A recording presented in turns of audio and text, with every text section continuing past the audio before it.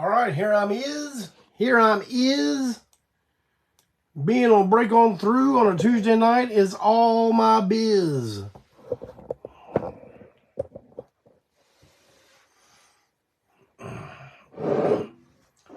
How's everybody doing tonight? I got you on here. You know, I always get a little bit confused of what to do with this damn. Oh, there's the audio again. Oh, here we go. All right. I think I'm set.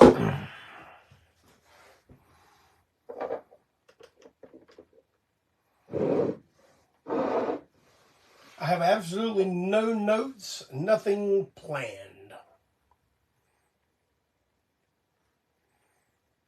But I got some stuff I want to talk about.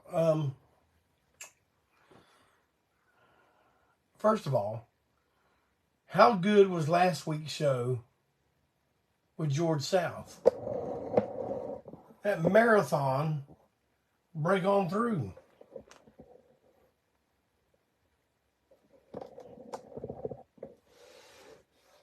And I think we're serious about when we have him on next, starting a little earlier and have a no time limit Break On Through. What do y'all think of that? I think it'd be all right. I mean, I could sit and listen to George talk all night long, you know?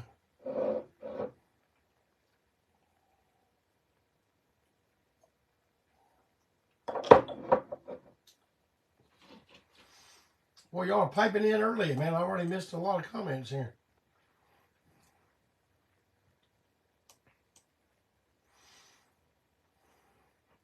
Good evening, everybody. Welcome to another thrilling episode of Break On Through to the Other Side.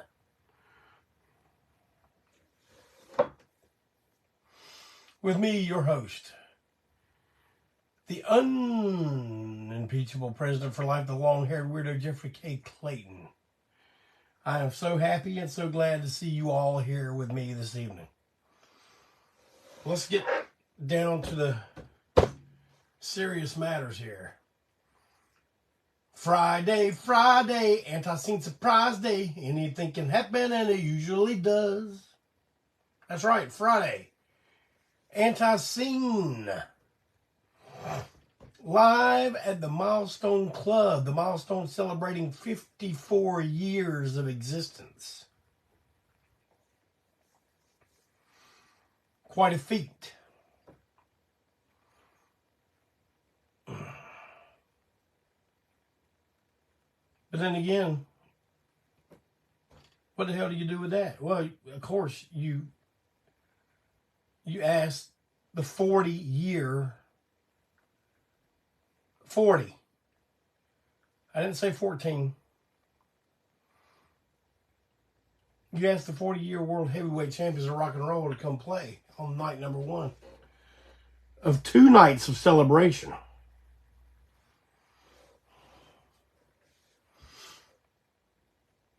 I think it's going to be a good time. Gonna have a good time. What do y'all think?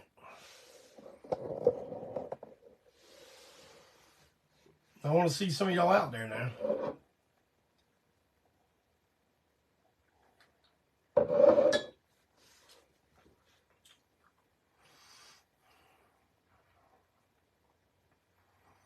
There's Mondo, Brian, Jim. Man, I got 2 tales I want to tell tonight, and they kind of interlink.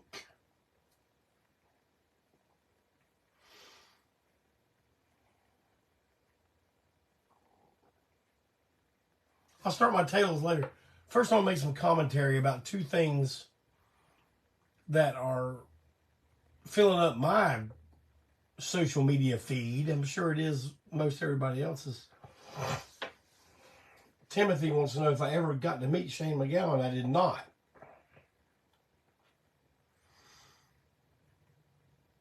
But while we're all here, while we're all getting started, let's all take our Break On Through brew and drink a toast to now the late, great Shane MacGowan. Talk about a guy that could probably tell some stories. To you, sir.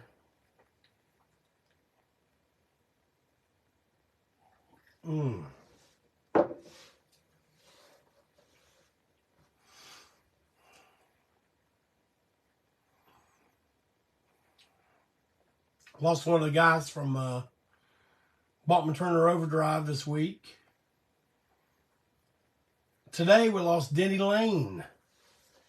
How about one more toast to the now late great Denny Laine from Wings and the Moody Blues. Wings are one of my favorite bands, man. All the folks from our childhood are going away.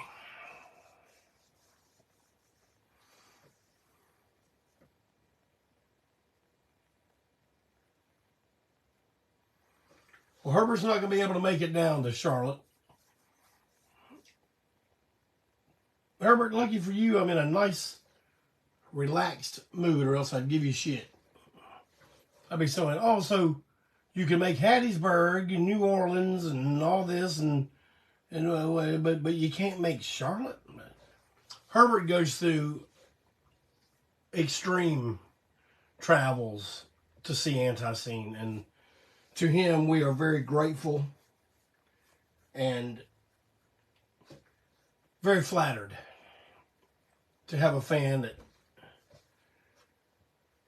likes this band so much that he goes through so much. But Herbert, man, you have a good weekend. I don't care if you are in the mill. You have a good weekend in the mill.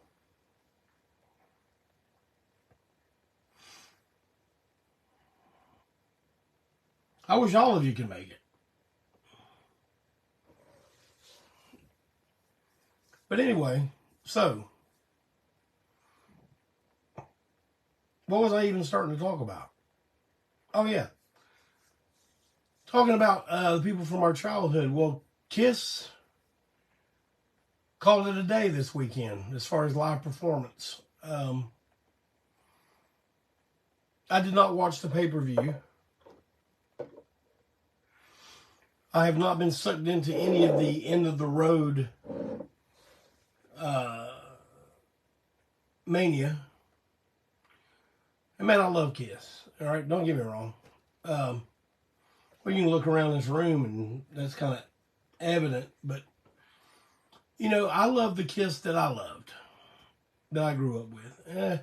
Not just because it's not Ace and Peter. And I think those guys playing with them now do a fantastic job. And that might be heresy to the Kiss nerd, but I do. I think they're doing a great job. And, but man, it's like after the first farewell show, when I walked my little daughter Carrie to the landing at the Hornets Arena, we were watching the end of it with the confetti, you know, drums going up, guitars smashed, all that. And I just said, I just looked at her and I had my arm around her. I was like, it's the last time you're ever going to see it. It wasn't even, 3 months before they, oh no, we can't retire there, son. I was just like, you know what? I said goodbye. And for me, it's goodbye.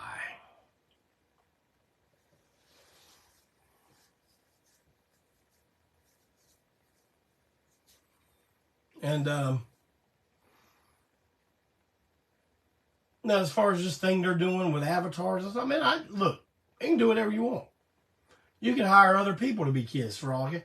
I'm done with it. I'm not even saying that as like some kind of thing of protest, or that I'm drawing my line in the sand. I'm just saying. I'm done with all this.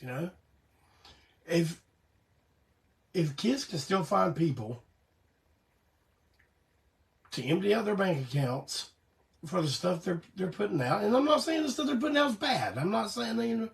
I'm just saying if that audience is still there, then more power to you. I would do it. But it's just over for me. And I don't know, 50 years, that's a damn good run, man. I was there for, I don't know, what, 45 of it? They were probably 3, 4, 5 years old before I first discovered them. But what an influence. You know, what an influence on everybody. Whether people care to admit it or not, I know a lot of people would scoff at that, but they pretty much influenced everything around them as far as music goes. And, entertainment, probably. But more power to them. How about a break on through toast to Kiss?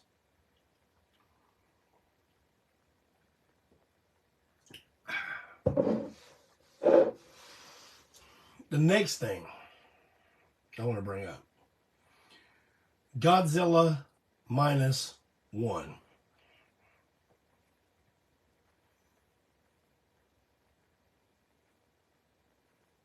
Lord have mercy. I've been with the Godzilla thing longer than the Kiss thing. And I can truly say that this past Sunday, I saw the best Godzilla movie that has ever been made. Hands down, in my opinion. I'm not going to give any spoilers either. I said I was going to on a post one time, but that was just to hopefully get people mad. But I don't think people got mad. Working class. I think people just ignored me. That's what y'all do to old people. Ignore them. But I'm telling y'all,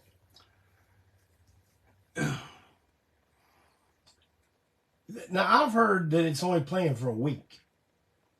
I find that hard to believe with the box office records it's set in Japan. I know they don't mean jack shite over here, but I don't know, man. It seems to me like they give it more than a week. But man, this one has to be seen on the big screen at least one time. Oh yeah, I'm sleepy tonight. Oh man, I'm watching the playback. Hear me, I'm yawning all over the damn screen. Y'all like, hey, yeah, real professional damn podcast man there, boy. Hey, working class.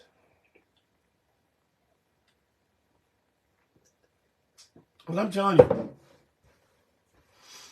and I mean this though, especially those last few, what they call the MonsterVerse Godzillas. The human drama in those bore me to tears. Like, I think about those movies and I can't even remember the human parts. Like, I guess I'm just like looking at the ceiling, looking around, looking at my phone. And I'm just like, man, like those last 3, Godzilla, King of the Monsters, all that kind of stuff. I wish that it had to look like a minute and a half opening credits and then all of a sudden a foot stomps on something and it was 2 hours of just crushing shit. I'd be happy with that. I would love it.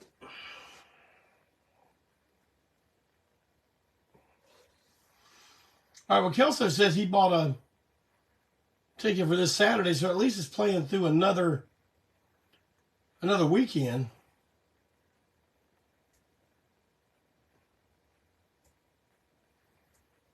Godzilla talk about Final Wars. Yeah, that was kind of wild. I mean, of that group of movies, I liked that. Well, I guess Final Wars was the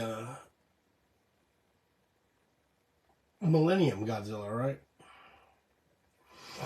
But the ones before that from the 90s, man, I like that one with Godzilla versus Destroyer and Godzilla versus King Ghidorah. Those are great. But, I mean, there's tons of great ones. There's some stinkers, too. But this Godzilla -1, in my opinion, I'm not saying I know everything. I don't know everything. Matter of fact, I'm wondering if I know anything. But I'm just saying, to me, it's the best one ever made. It was the perfect movie-going experience, man. Monster movie. The human drama, like, you were interested in it. You loved all the characters. I took the First Lady with me. She loved it. And she said the same thing about the human drama. She said that could have been a standalone. Oh, good gosh, y'all. Oh, man, I am so damn sleepy. Oh. Michael Overcast, Kiss, Sherlock Coliseum, 75.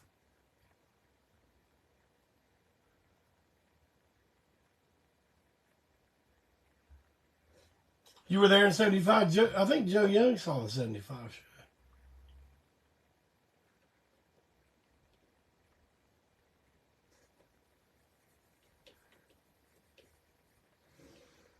Well, anyway.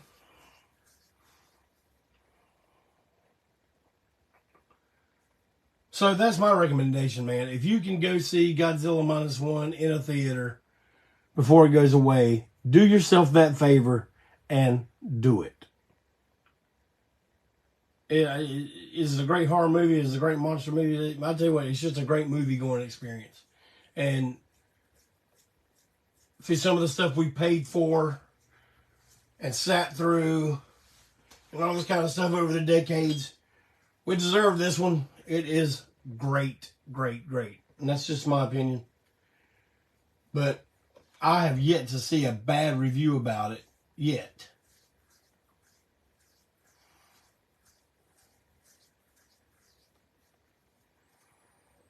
All right, back to Kiss. Jim says he was there at the Charlotte Coliseum January 78. Me too, Jim. That was my first time seeing them on the Love Gun / Alive 2 tour. And I don't care how big their shows got, you know, like with all the technical movie screens and stuff like that.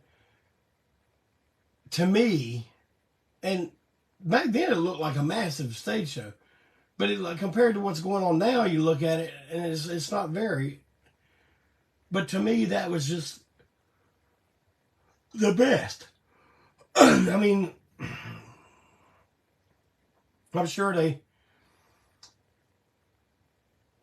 they whooped it as far as you know, technology goes. But to me, that stripped down the way they did it in the 70s, and to have been part of it, to actually see it, to live it, is great.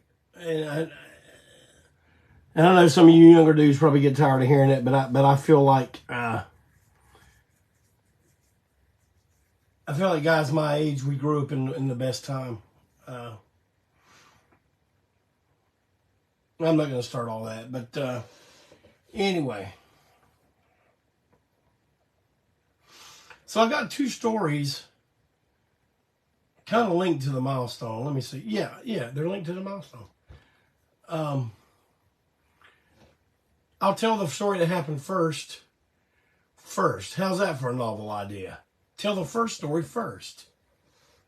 That's some innovative storytelling right there, son. Let me give me a little snort of some peppermint oil to loosen the old throat up.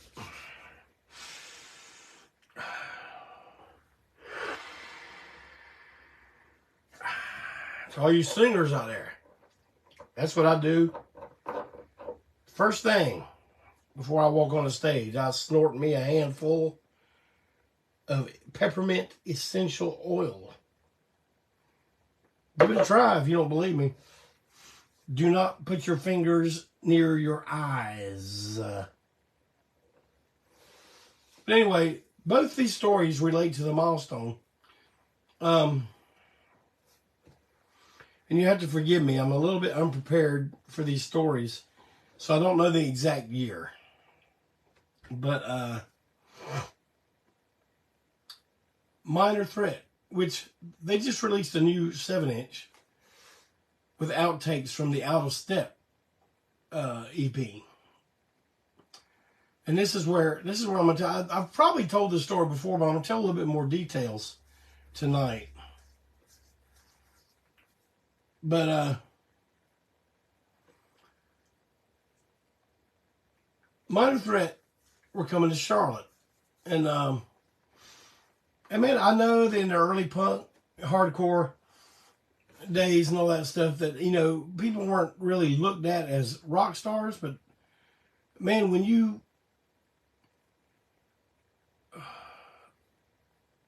come from a small town the way I did, and you only read about these bands and Flipside and Maximum Rock and Roll, and you know, you bought the records, and it was giving you a new way to look at things. It's not that they were stars, but they were very big influence. And you know, I don't know if I want to get too much off on that tangent, but they were coming to Charlotte. And I had my band at the time called Fight for Life. And we were opening. It was us and one or two of the Raleigh bands and Minor Threat. And man, we went on. And this is probably our first show. And our guitar player at the time, I remember his name. I'm not going to say it on here, but he had so many pedals and stuff, and they were all malfunctioning and all. And man, it was just like, you know, most of the time it was him up there fiddling with that shit instead of us playing, and it was embarrassing, especially in front of that crowd. We're opening for Minor Threat, and by the way, it was predetermined that Minor Threat would stay at my efficiency apartment. Now, like I said, I wasn't starstruck, but I was, you know, I'm really green at this point. I don't know. Like, I went from small town guy in New London, all of a sudden, I'm in Charlotte, and now one of the bands that I was listening to on a daily basis that I was looking up to, they're staying at my apartment. So I'm just kind of like, whoa, you know, this is all happening fast. I like this. I like this kind of, you know, where you find yourself in a short period of time. I guess I didn't realize it at the time that it was a short period of time. But anyway, so they're there, you know, and some friends of ours came over and did an interview with them for a fanzine or something. And so when they left, you know, everyone left, it was me and the band there. And like I tell you, I wasn't shy, I wasn't scared, I wasn't nervous, but I was green. You know what that means? I just come into this situation. I don't know how you're supposed to act. I want to go ahead and say this up front. Ian Mackay and Jeff Nelson, in my book, are stand-up guys. I have nothing but respect for them. And I'm going to tell you why I had to even preface it that way. So they're staying at my house, and man, you know, like all over my walls, I got flyers, I got stuff I drew, you know, I look at stuff in Flipside and draw it, you know, and hang it up, you know, I just what you do. First place I ever had on my own. And as cool as Ian and Jeff were, well, these other two goofs in the band, Lyle Pressler and Brian Baker, were the exact opposite. They were assholes. first of all, they didn't put two and two together that I was in the band opening for them, and they were sitting there talking about our guitar player and how he was fucking up, and they were just laughing. And Brian Baker giggled like a little girl, like, and so I'm just kind of looking at him, and Ian says, "Hey, that was his band." And then they're kind of like, all red faced and all, and I'm just like, I don't know what to do. Like I said, I'm green. I don't know what, why to jack one of them up against the wall, or I just played it cool, just like, okay, whatever. They're making fun of some of my drawings and all this stuff, and I know at some point Ian pulled those guys aside and just like kind of let them have it a little bit about being a little bit more respectful to their host. And that meant a lot to me. Because if they'd have come back in 5 years and done that shit, it may have been a different story. The boys would find themselves out in the damn parking lot. But there was a fifth member with them, but he was wearing an SSD control shirt, so I just kind of went, I acted like he didn't exist. I can't stand that band. And I hate to talk about bands I don't like, but I do not like SSD control. I know a lot of people hold them in high regard. I do not. They're one of those bands. I bought a record. I brought it home. I listened to it. I read the lyrics, and I was like, these guys cry about everything. I took it immediately back to the record exchange and traded it for something else. Probably Sarathungal or something. But, and they're crusaders for the straight edge thing, and then all of a sudden down the road, they grow their hair out a little bit and become a flea market version of Aerosmith. Well, at least we were smart enough to be a flea market version of Alice Cooper. And I love Aerosmith, but come on, man. A flea market version? All right, whatever. Enough SSD control. I never liked them. I never got it. But anyway, so Minor Threat's playing Greensboro the next night at one of the buildings off of one of the college campuses. And, they invited us to come, and me and my friends. And I know that early that morning, two of the guys took off in a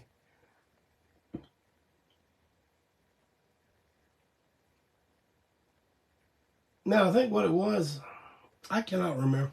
That's where my memory gets cloudy. But I know two of them took off to Nashville, to United Record Pressing. And they went to pick up their new record, Out of Step. And man, I was there at that place in Greensboro when those guys brought it in. And they were kind of shaking their heads like, and they opened the boxes, and man, sure enough, every damn cover. The back cover is just black. So I know for a fact, that that first pressing of Out of Step, the way you can tell it's the first pressing, that back cover will be solid black, like a Spinal Tap record. How black can black be? And I don't remember if they knew that in advance or if they just discovered it when they went to pick it up, but they seemed a little disappointed. And of course, they gave us copies, for staying at my house, and I think we gave some of them a ride to Greensboro. I don't remember all that. Maybe if I tell this story again in a year or two, more details will come through. But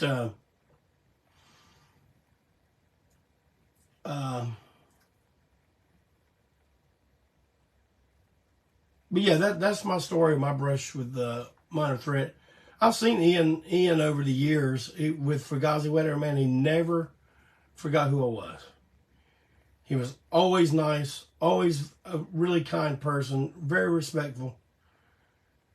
Even years later, when we had become the scourge of the Carolinas like that we are, he was always really cool to me, and for that, they will always have my respect.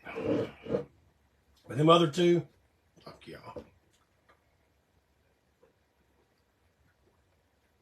Will I say it to their face? Yes.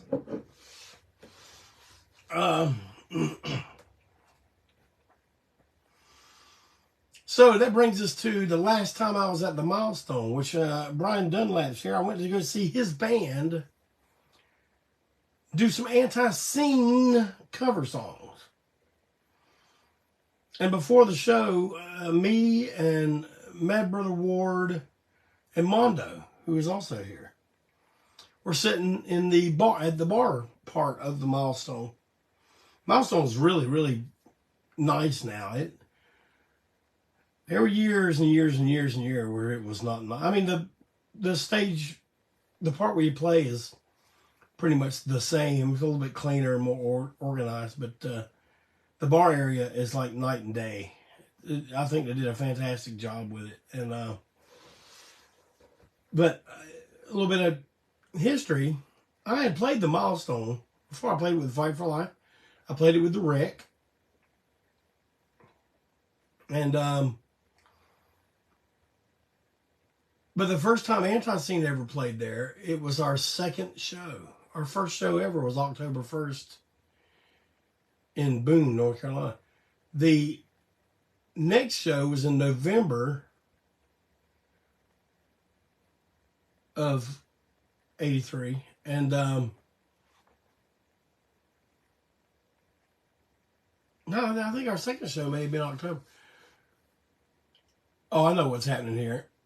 November of 83 is when we had a show booked there with White Cross, and Bill Flowers threw us all out because we advertised for a show in Boone on the same flyer. Yeah, that kind of stuff is happening all the time. But so anyway, you know, we're sitting there waiting for October to go on, and I'm talking to, and you know, man, y'all know how us old people are. It's like I told you earlier. We tell a story, and then we tell it later, and we remember more details. And I probably told the most detailed story about that show that I ever told. For some reason, Bill Flowers, the owner of the Milestone, had shut off the main room where the PA was and everything. And they brought a little makeshift vocal PA into the bar room. I guess it was really, really cold that night. But we played in the bar. It was just us. And Joe had this little crate amp that looked, actually, it's a crate, which everyone knows about crate. But these look like a crate. They're little. And we had one on a table. We had it on a table. Matter of fact, if you go into the Milestone Friday and you pay at the ticket booth and you walk straight into the bar will be there on your left. Straight to the back of the room, you'll see a little stage. And that's where we played. Of course, the only thing that fit on it was the drum set and a table that held Joe's amp. Bill Cates had set his cabinet down there to the, if you're facing the audience, it was to the right. But if you're facing the band, it's to the left. And so I remember it being a particularly rowdy show. And I remember at the end of the show, Joe's amp just got knocked completely off the table, fell fell back there with the drum kit with Brad Keeter playing. Or no, it was Mitch Cooper. Mitch Cooper's second and last show with and it was still going. Nothing stopped. It just kept going, except it was pointing up at the ceiling. And midway through the show, I went over to, you know, I'm singing and all, and Bill got in the face, and anyone that knew Bill Cates knew that Bill was a very kind, sweet person. And I only seen him get mad a couple of times, but the first time was our second show. I went up behind him and I grabbed his hair, and I'd done like that and was singing to him. And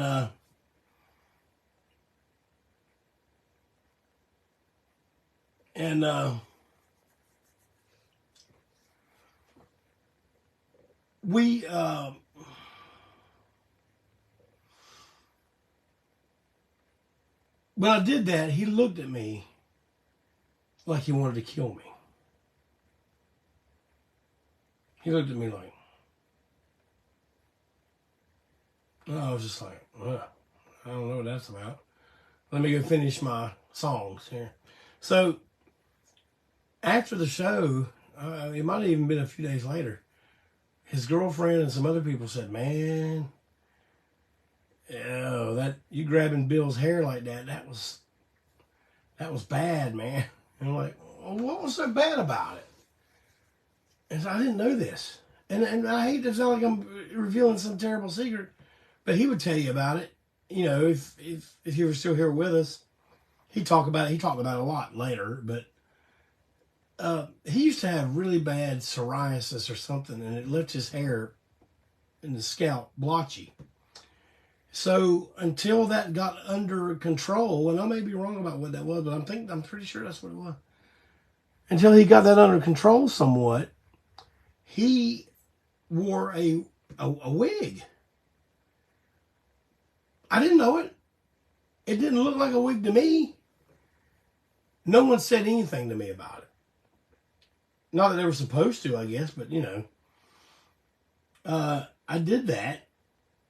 And,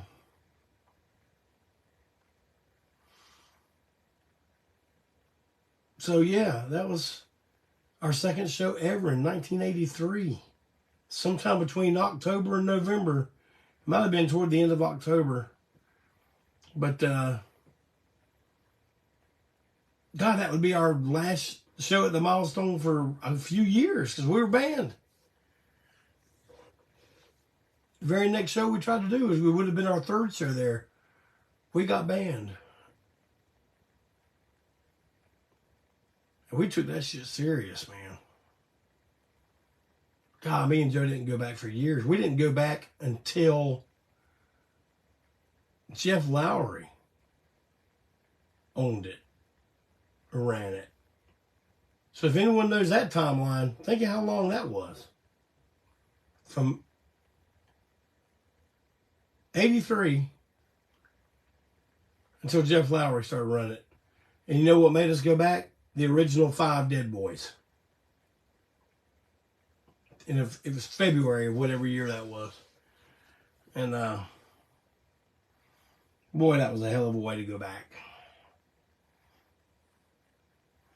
Clintonzilla, why did we get banned? Oh, okay, yeah, here's why we got banned.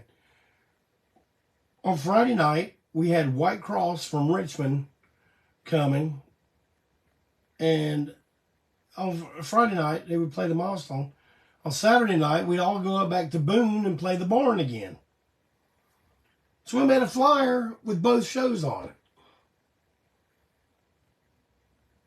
I thought it was a good flyer. I made it. I had a big picture of Mike Rodriguez that I took from White Cross, had their emblem. Had a picture of us and NRG, my good friend Mike Cook, his band. We were going to play both nights. And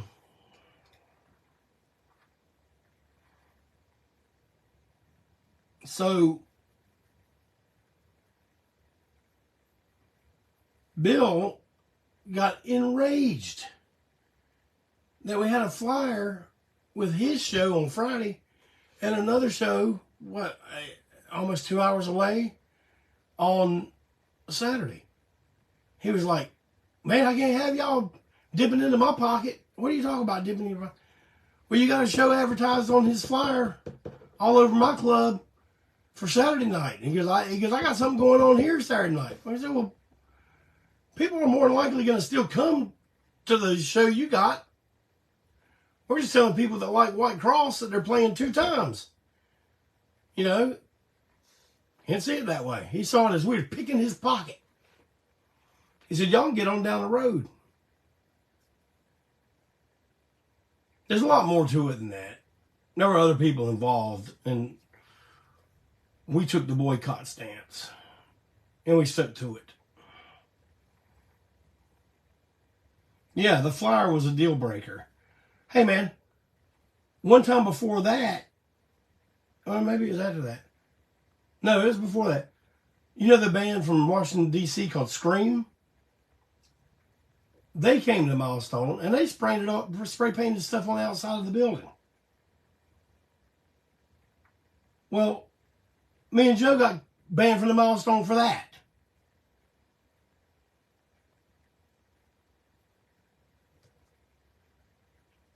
Like we were going around spray painting the X with DCHC in it. That wasn't us. Yeah, but Dave Grohl wasn't in them at this point. He hadn't joined yet. But I guess because we are the ones that arranged the show, you know, and because they spray painted on the outside of the building, that is somehow our problem and our responsibility. I never understood that guy, to be honest with you.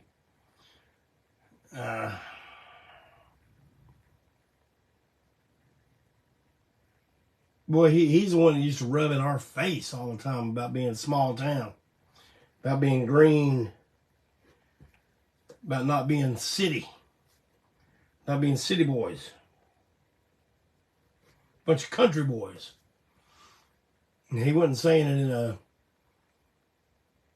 in a good way. He was saying it to insult us. But what are you gonna do? But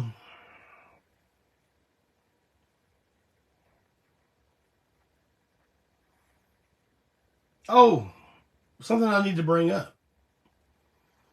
On Thanksgiving Day, I did the pre-order for the Joe Buck Yourself, Joe Young split. Now, I've had about half a dozen of y'all write me going, hey, man, where's my damn record? I bought it back on Thanksgiving. Pre-order. Pre-order.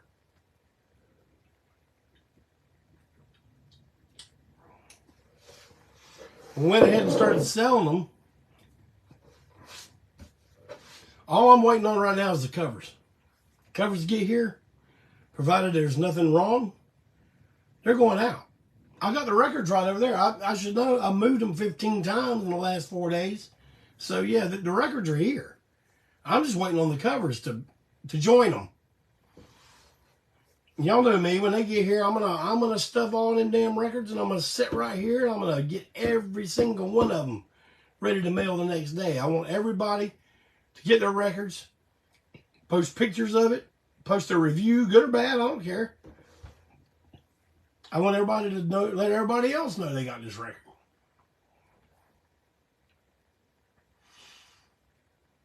By the way, that's Long-Haired Weirdo 006. We're about to close up 005, the Best of the Self-Made Monsters CD. Man, that is going to be a barn burner like you ain't never, ever, never, ever seen. And I hope you are all planning on purchasing that mofo when it hits the streets. You know how we divorce ourselves from punk rock? We don't use punk rock anymore. And I don't like any of the terms that associates with modern day music, like, so-and-so drops on Tuesday. I'm never going to say that. I'm going to say hits the streets. That's my term that I like to use.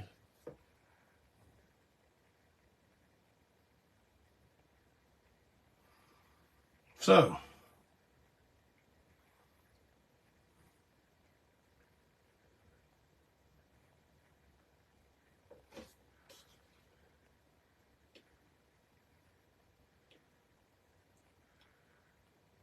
I saw something on here I wanted to address. Bernardo. I was hasty with Dodie Motes. Dodie Motes was in the embryonic formation of ANTiSEEN. He was the second guitar in what was going to be the 2-guitar lineup.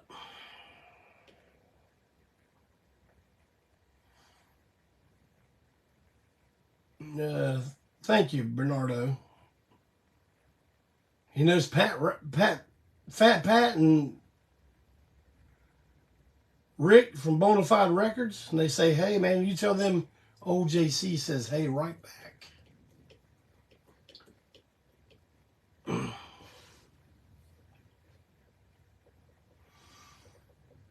Brian tells me there's going to be a best of October on vinyl in 2024.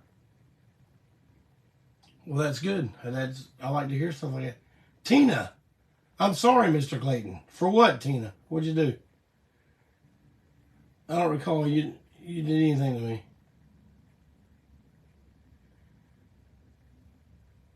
Oh well. But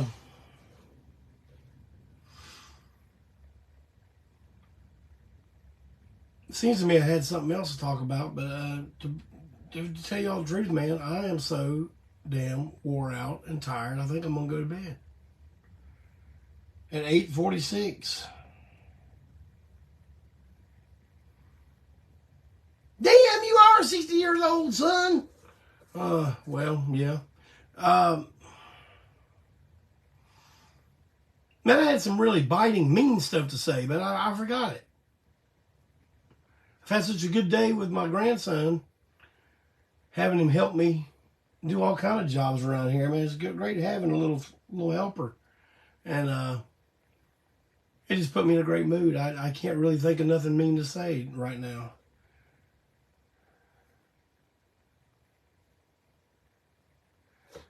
All right, Mondo's asked me a philosophical question. The band name Fight for Life. Did it mean like fight to live or fight your whole life? I don't think we put that much thought into it, Mondo. Yeah, you want me to tell you what the thought process was? Well, our logo was a fist. Let me see, fist, and it had an F, 4, and an L on the fist. Maybe it was inspired by Slade or TT Quick or something like that, but or I don't know. Is TT Quick the ones that did that too? Well, damn, I'm glad y'all had a good time listening to my stories of yesteryear. Man, I've got a lot of top 10s. Y'all have really been hitting me up with the top 10. Some really going to take some thought for me, but others, it's gonna be fun to do. And man, please keep writing me on the Jeff Clayton page. Direct message me. Tell me some top 10s of mine you'd like to know.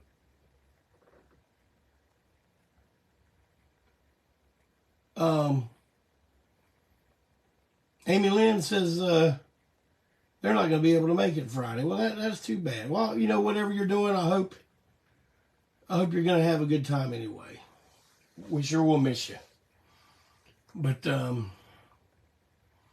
be plenty of video, pictures, and everything else. So don't worry about that. You'll get to see some of it. I may even have Brandon go live with part of it. Yeah, that's the ticket. You hear that, Brandon? You may be going live, Hoss. But I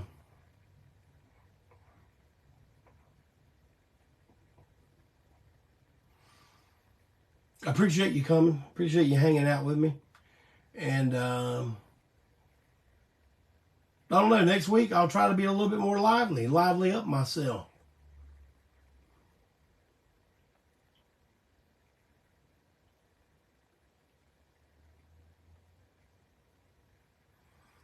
Don't forget to talk about Mr. TNT in the hospital. Katie After Dark, I don't even know what that means, man. I'm sure you'll tell me tomorrow. I'll figure it out, and I'll Mr. TNT.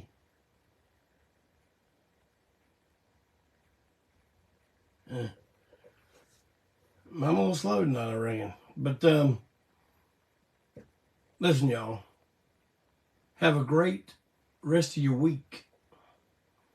If you can join us Friday night at the Milestone, I will greatly appreciate it, and I know you're going to have a good time. Oh! One of our own, Trusty Nathan Trusty, is in the hospital. Man, let's all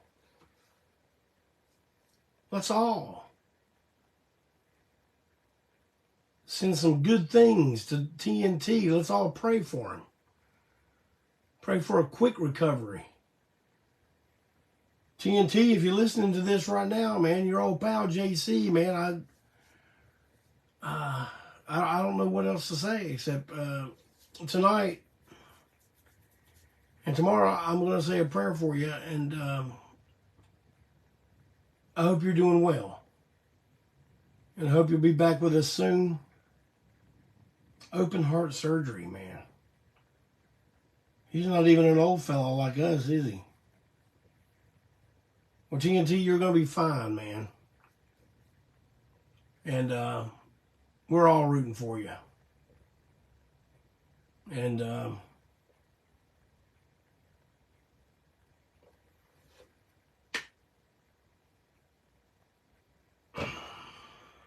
thank you so much, everybody. And in addition to having a great week, have a damn good weekend as the holidays close in on us. And if you get the chance, go see Godzilla -1. Good night, everyone.